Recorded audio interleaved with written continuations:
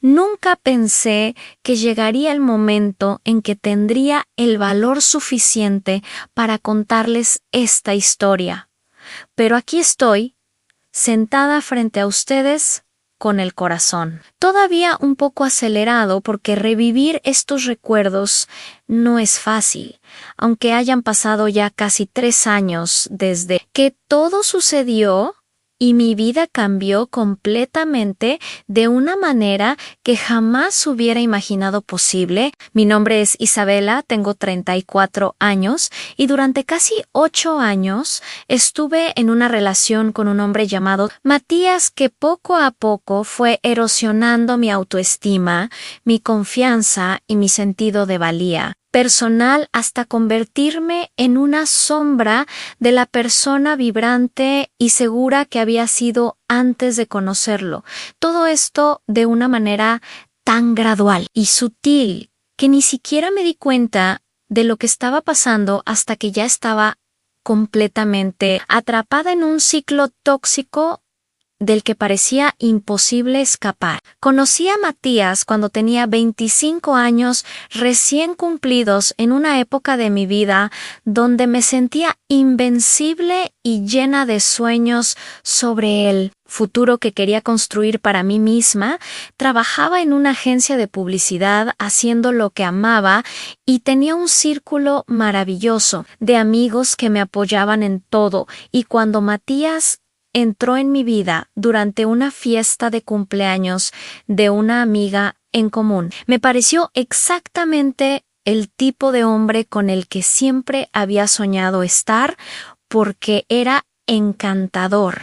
atento, gracioso y me hacía sentir como si fuera la única mujer en el mundo cuando me miraba con esos ojos cafés intensos que parecían ver directamente dentro de mi alma. Los primeros meses de nuestra relación fueron como un cuento de hadas donde todo era perfecto y mágico. Salíamos a cenar a restaurantes románticos, paseábamos por el parque tomados de la mano, hablando sobre nuestros sueños y aspiraciones. Y él me llenaba de atenciones y detalles que me hacían sentir especial y amada de una manera que nunca antes había experimentado. Pero, como suele suceder en estas historias, las señales de alarma comenzaron a aparecer lentamente y de manera casi imperceptible, pequeños comentarios aquí y allá que en el momento parecían insignificantes, pero que con el tiempo se fueron acumulando hasta crear un patrón preocupante que yo me negaba a reconocer, porque estaba demasiado enamorada y demasiado invertida emocionalmente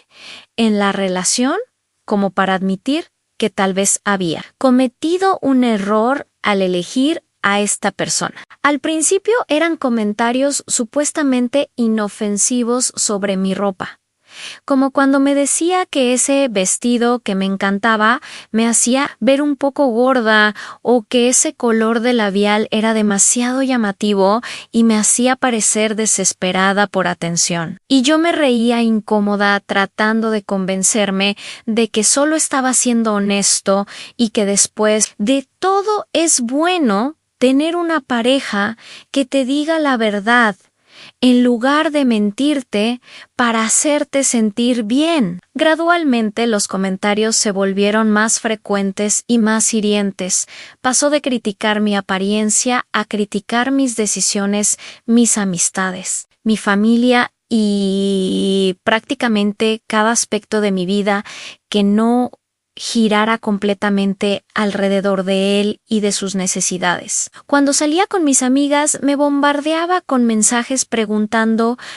¿dónde estaba? ¿Con quién? ¿Qué estaba haciendo? ¿Por qué no le había respondido inmediatamente sus mensajes anteriores? Y si no respondía lo suficientemente rápido porque estaba ocupada disfrutando de la compañía de mis amigas. Llegaba a casa y me encontraba con un Matías furioso que me acusaba de no respetarlo ni valorar nuestra relación y que me hacía sentir culpable por haber querido pasar tiempo con otras personas que no fueran él. Lentamente comencé a declinar invitaciones de mis amigas porque era más fácil evitar el conflicto que tener que lidiar con sus acusaciones y su mal humor cada vez que intentaba mantener mi vida social independiente de nuestra relación. Mi familia tampoco escapó de sus críticas constantes. Se burlaba de mi madre diciendo que era demasiado entrometida y controladora. Criticaba a mi padre por ser débil y pasivo, y encontraba defectos en cada uno de mis hermanos hasta el punto donde yo comencé a distanciarme de ellos también, porque cada visita familiar terminaba con Matías quejándose durante días sobre algo que alguien había dicho o hecho y que, según él, demostraba que mi familia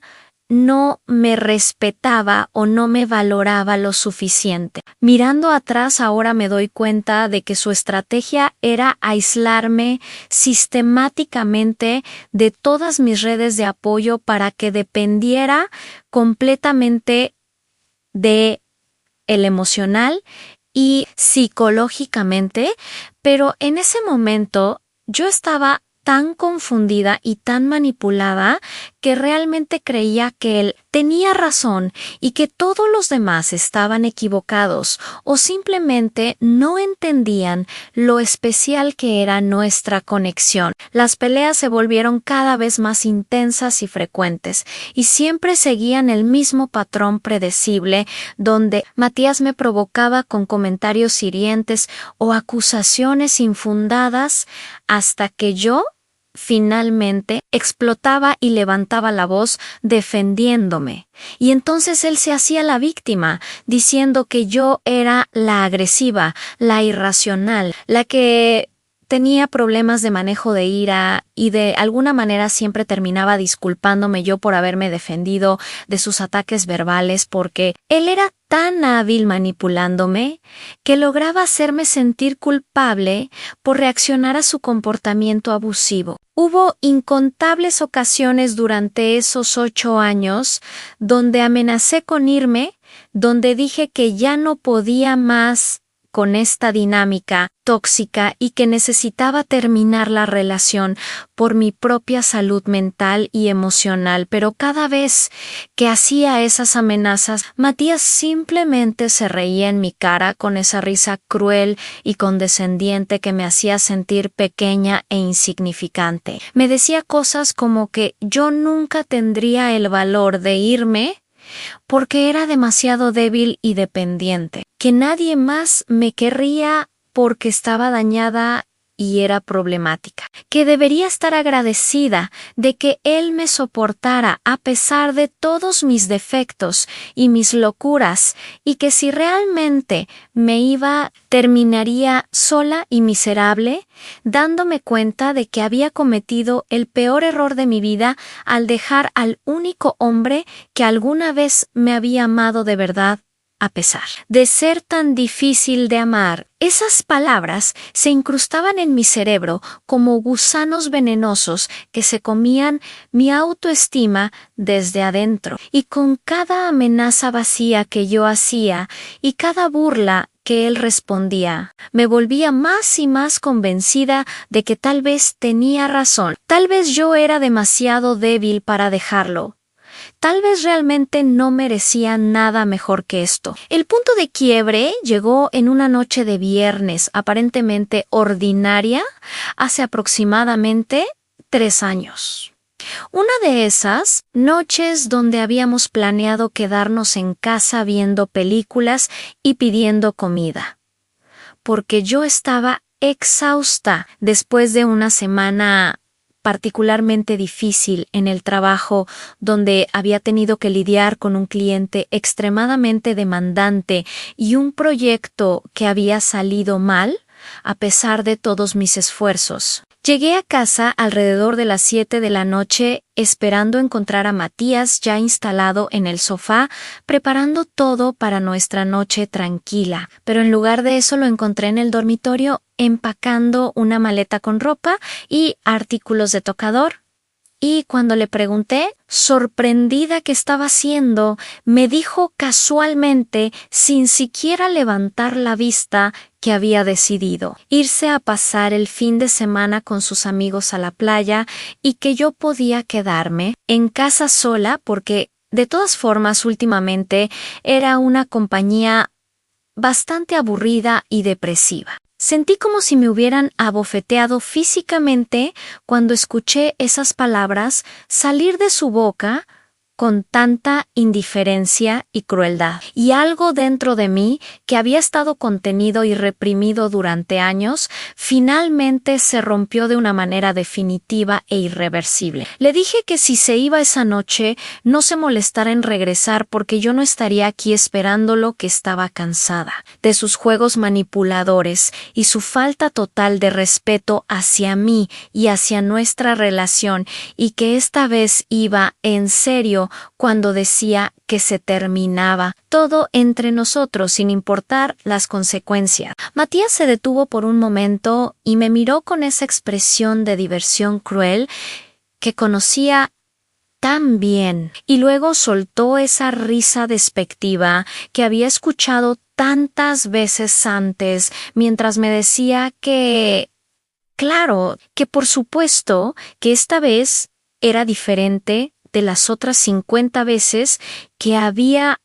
amenazado con dejarlo, pero nunca había tenido las agallas de hacerlo realmente. Me dijo que me relajara y dejara de ser tan dramática, que cuando regresara el domingo por la noche todo estaría olvidado, como siempre pasaba, y que mientras tanto yo debería aprovechar para reflexionar sobre mi actitud y mis problemas de inseguridad, que según él eran la verdadera causa de todos nuestros conflictos. Terminó de empacar su maleta mientras yo me quedaba parada en el marco de la puerta, sintiéndome completamente impotente y humillada. Pasó junto a mí sin siquiera mirarme, y lo último que escuché antes de que la puerta principal se cerrara fue su voz diciendo que había dejado algo de dinero en la mesa de la cocina para que pidiera comida, porque probablemente era incapaz hasta de alimentarme apropiadamente yo sola sin él ahí. Para cuidarme,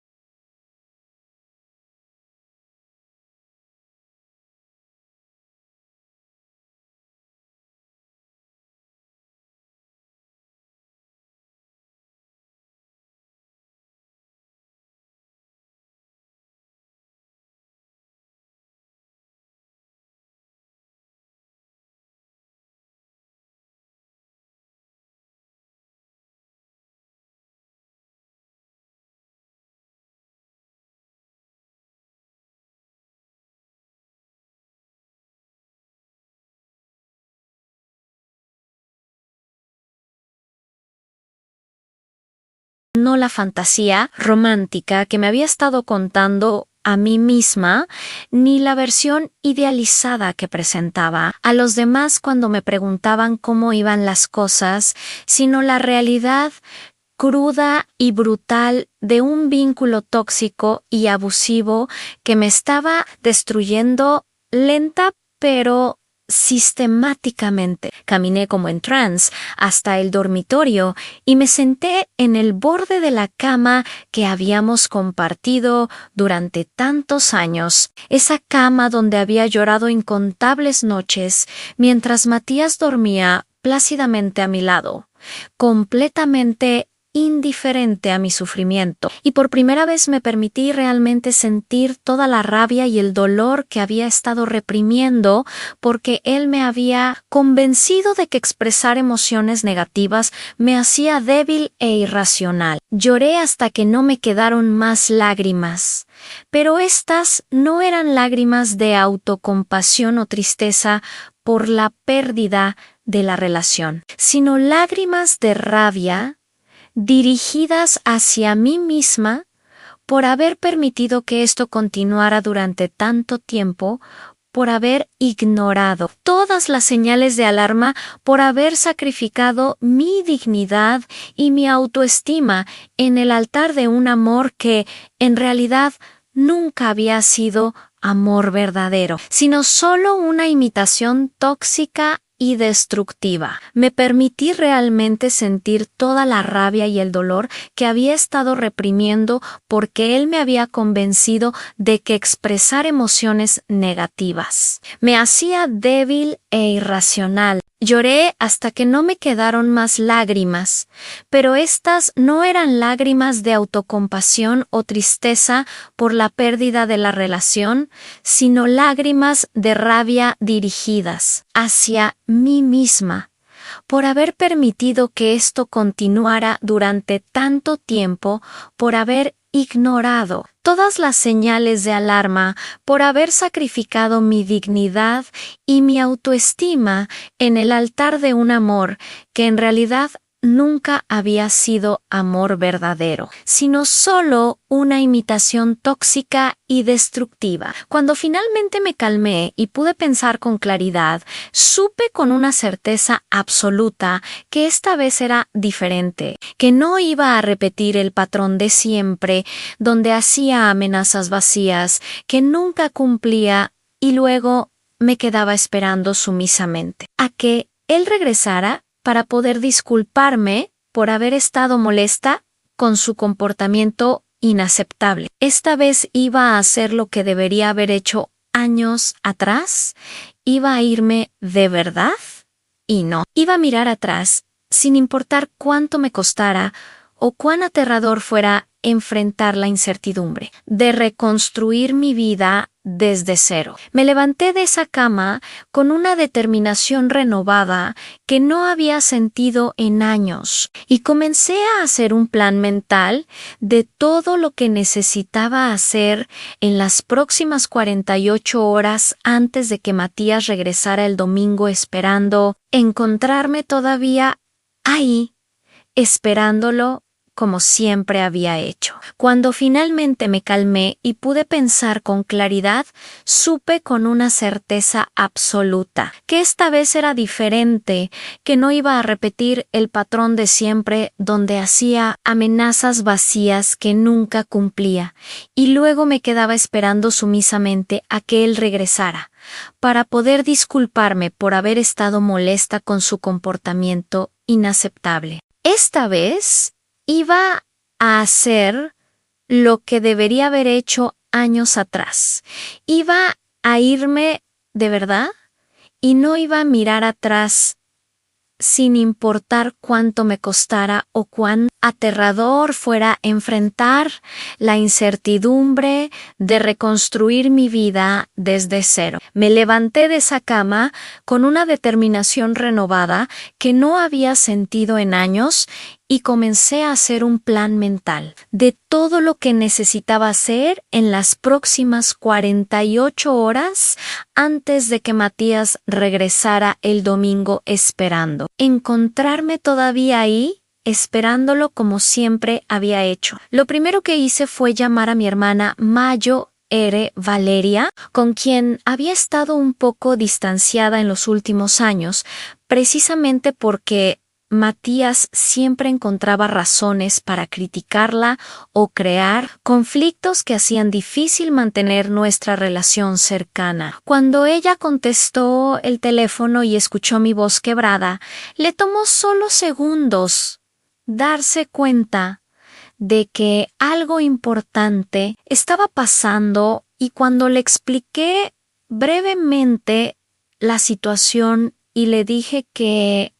finalmente estaba lista para dejar a Matías de una vez por todas, no me hizo ninguna pregunta incómoda ni me juzgó por haber tardado tanto en tomar esta decisión. Simplemente me dijo que empacara lo esencial esa misma noche y que estaría en mi puerta en menos de una hora con su camioneta para ayudarme a mudar mis cosas a su casa, donde podría quedarme todo el tiempo que necesitara hasta que pudiera ponerme de pie nuevamente. Valeria llegó exactamente 50 minutos después, acompañada de su esposo Fernando, y juntos trabajamos durante toda la noche empacando mis pertenencias en cajas y maletas, sacando de esa casa todo lo que era mío y dejando atrás todo lo que pertenecía a Matías o que habíamos comprado juntos, porque yo no quería llevarme nada que pudiera servirle de excusa para contactarme después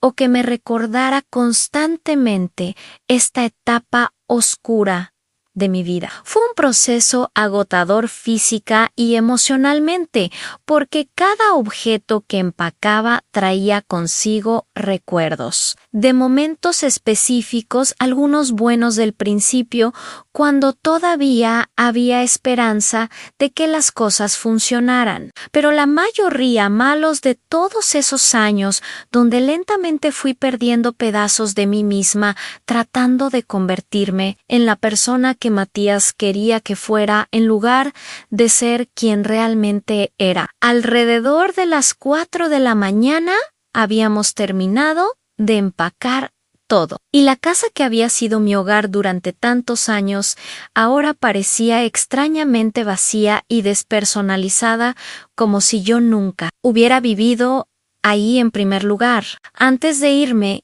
dejé mi copia de las llaves sobre la mesa del comedor, junto con una nota breve que había escrito cuidadosamente, eligiendo cada palabra para asegurarme de que no había ambigüedad ni espacio para malinterpretaciones. La nota decía simplemente que me había ido definitivamente, que no intentara contactarme de ninguna manera porque no iba a responder, que podía quedarse con todo lo que quedaba en la casa,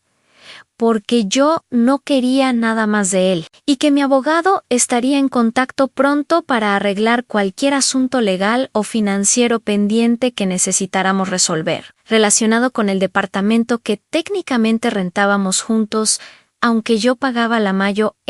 parte del alquiler cada mes. Salí de esa casa por última vez cuando el sol apenas estaba empezando a aparecer en el horizonte, pintando el cielo de tonos rosados y naranjas. Y mientras Valeria manejaba hacia su casa con Fernando, siguiéndonos en su camioneta cargada con mis cajas, me di cuenta de que por primera vez en años sentía algo parecido a esperanza mezclada con el miedo inevitable que viene con cualquier cambio grande y definitivo en la vida.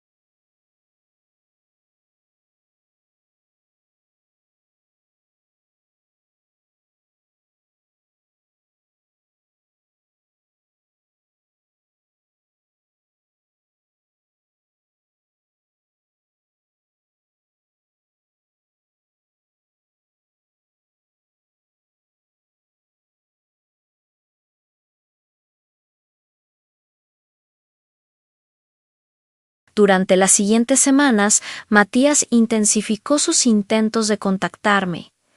Aparecía en mi trabajo, esperándome en el estacionamiento, hasta que mi jefe tuvo que llamar a seguridad para que lo sacaran de la propiedad. Le enviaba mensajes a mi hermana y a mis amigas pidiéndoles que intervinieran y me convencieran de hablar con él, e incluso llegó al extremo de presentarse en la casa de Valeria un día cuando sabía que ella estaría trabajando para intentar hablar conmigo a solas. Afortunadamente yo había anticipado que podría intentar algo así y había tomado todas las precauciones necesarias, incluyendo informar a la policía sobre la situación para que hubiera un registro oficial en caso de que su acoso escalara a algo más peligroso y, eventualmente, después de aproximadamente un mes de intentos fallidos, finalmente pareció aceptar que esta vez era diferente y que yo no iba a cambiar de opinión ni regresar con él sin importar qué hiciera o dijera. Si han llegado hasta aquí en mi historia y están pasando por algo similar, si tienen una pareja que los menosprecia constantemente, que se burla de ustedes cuando intentan defenderse o establecer límites saludables, que los hace sentir pequeños e insignificantes. Por favor, entiendan que ustedes merecen mucho más que eso y que hay vida más allá de estas relaciones tóxicas, aunque en este momento les parezca imposible imaginarlo. Les pido que se suscriban a este canal y activen la campanita de notificaciones porque quiero seguir compartiendo mi historia y las lecciones que aprendí en este proceso de recuperación y sanación. Y si mi experiencia puede ayudar, aunque sea a una sola persona, a encontrar el valor para alejarse de una situación abusiva, entonces todo por lo que pasé habrá valido completamente la pena.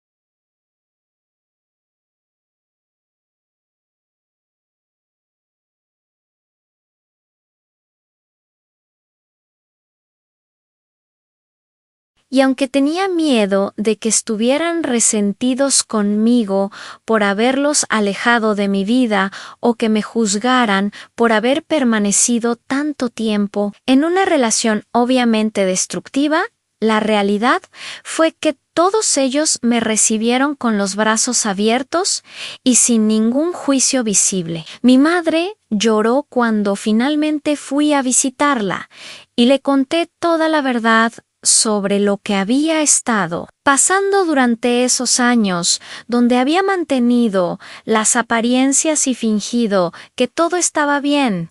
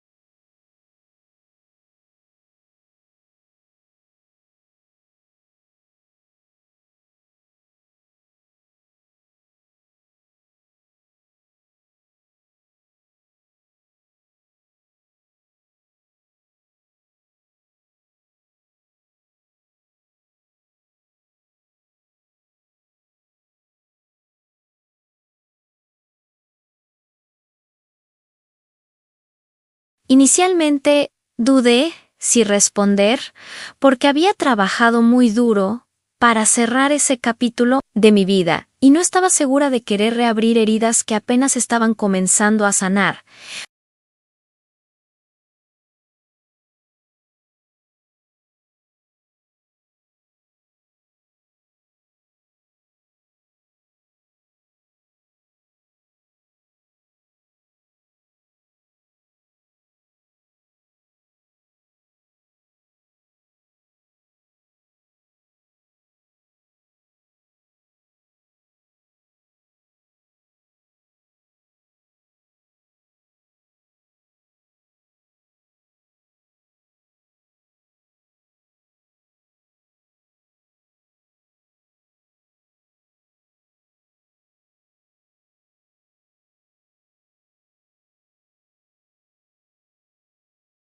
Pero gradualmente había comenzado a notar el mismo patrón de comportamiento que yo le describí cuando compartí mi propia experiencia con él. Los comentarios críticos sobre su apariencia y sus decisiones habían comenzado a aparecer, los intentos de aislarla de sus amigos y familia estaban empezando a manifestarse, y cuando ella amenazó con dejarlo después de una pelea particularmente fea, él se había reído en su cara exactamente de la misma manera que lo había hecho conmigo tantas veces, diciéndole que ella nunca tendría el valor de irse porque nadie más la querría. Pero a diferencia de mí, que había tardado 8 años en encontrar el valor para irme, Daniela solo había necesitado 4 meses porque había reconocido las señales de alarma temprano gracias a que había hecho su propia investigación sobre relaciones tóxicas después de salir de una situación similar años atrás. Me dijo que había buscado información sobre mí en línea después de que Matías mencionara casualmente en una conversación que su relación anterior había terminado porque su exnovia era inestable y problemática. Y cuando finalmente me encontró en redes sociales y vio que yo parecía ser una persona normal y saludable y no la loca que la había descrito, decidió que necesitaba contactarme para verificar su versión de los eventos. Escuchar su historia fue como mirarme en un espejo que reflejaba mi propio pasado, y aunque me dolió saber que Matías estaba repitiendo exactamente los mismos patrones abusivos con otra persona, también me hizo sentir validada en mi decisión de haberme ido cuando lo hice, porque quedaba claro que él no había cambiado ni tenía intención de cambiar.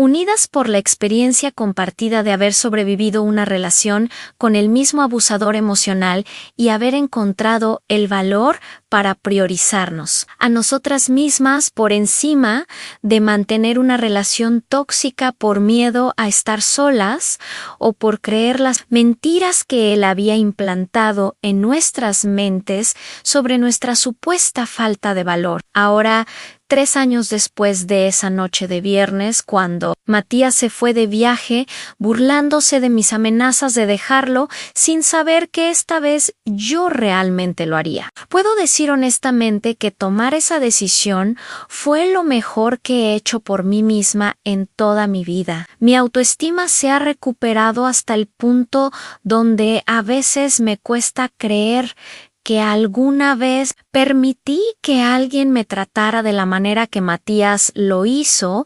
y aunque todavía tengo días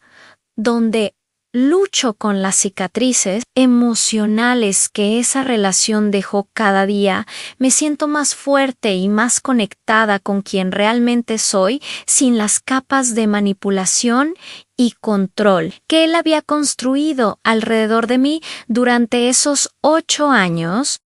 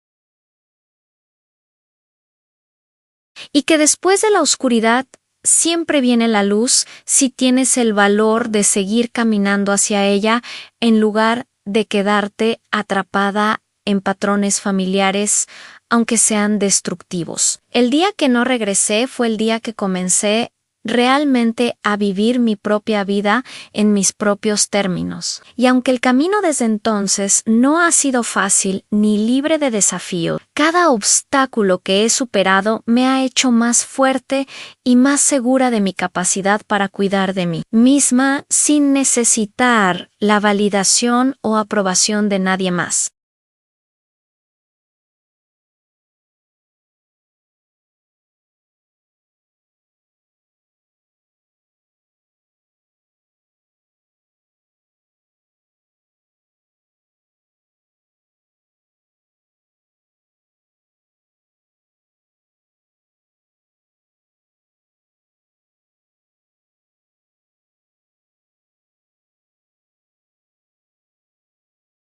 Su burla fue el último empujón que necesitaba para finalmente hacer lo que debería haber hecho años antes. Y por eso, de una manera retorcida, casi le agradezco por haberme subestimado tanto, porque su arrogancia me dio la motivación final que necesitaba para demostrarle a él, y más importante aún, a mí misma, que yo era mucho más fuerte de lo que cualquiera de los dos había creído posible.